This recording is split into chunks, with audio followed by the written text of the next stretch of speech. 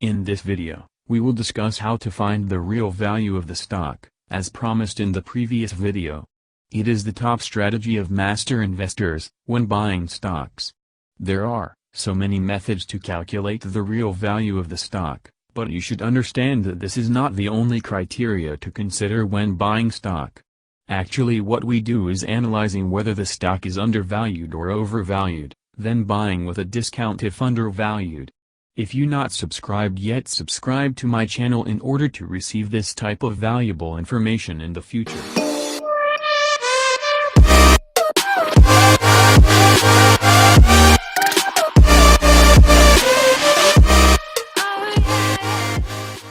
In this video, we mainly focus on discounted cash flow method. We select it as this is the most popular method used by investors. As in every method, we use assumptions when using this method. The first assumption is EPS growth rate remains constant. The second assumption is the company should have a positive operating cash flow.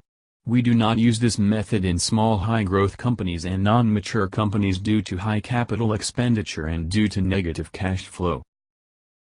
To find the intrinsic, or real value of the stock, we have to do some calculations here.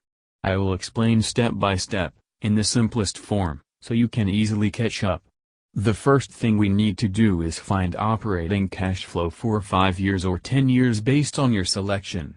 If cash flow values fluctuating highly, better use 3 years.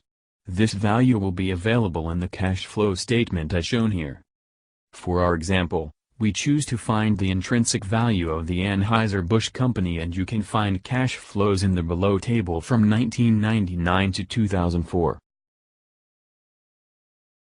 Then we need to find the operating cash flow growth rate. For this, we have two options. The first one is using an online calculator for CAGR. Here you have to submit beginning cash flow, which is in our example 2,084.3 million, current cash flow which is 2,940.3 million, and period is 5 years, as shown below. I have added a link to the online calculator in the description for you. The second method is using rate function in Excel.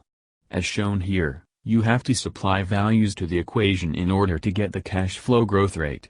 Keep in mind present cash flow, which is 1999 cash flow, should keep as a minus value in order to work this function.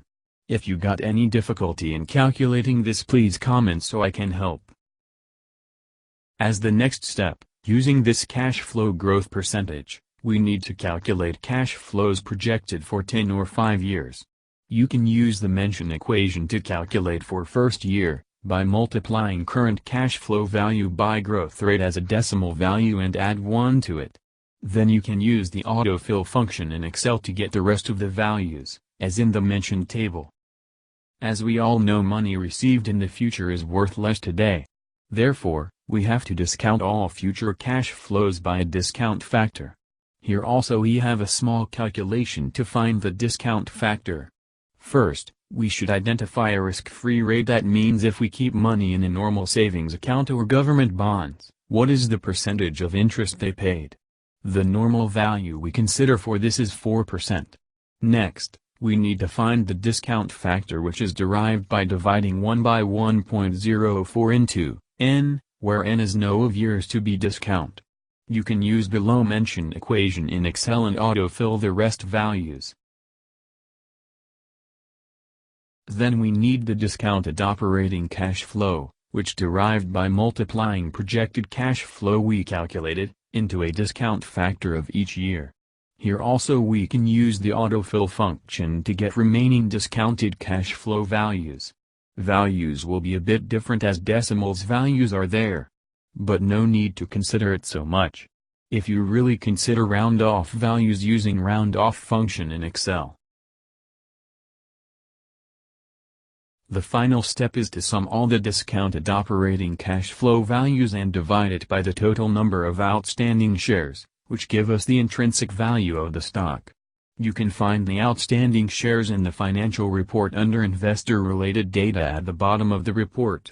In our example, we got the intrinsic value, or real value of this company's stock as 44.70. Again, keep in mind to be consistent with denominations. This means if you using million values, both should be in million. Let's do a small analysis. As checked in reports, the price of Anheuser-Busch Company in 2004 was 41. Therefore, when compared with real value, stock is undervalued. So, if we buy that stock in 2008, we can have a return of investment of 62%. Or in 2016 we can have a return on investment of 190%. But don't depend on this real value of the stock. I'm saying it again and again. There are many other criteria and ratios to check before buying stocks. In the next video, I will talk about ratios to be considered when buying or selling stocks. I have a gift for you. You no need to do any of these calculations. You only need to submit present operating cash flow, begin operating cash flow and cash flow growth rate. To get this special design to Excel, only thing you have to do is email to my mail in the description. Thanks for watching this video. Hope you got some idea about finding the real value of the stock. If you still not subscribed to this channel yet, you can subscribe by clicking the subscribe button. Feel free to ask any question through the comment section or email so I can help you. Thank you and stay tuned. I will come with a new video soon.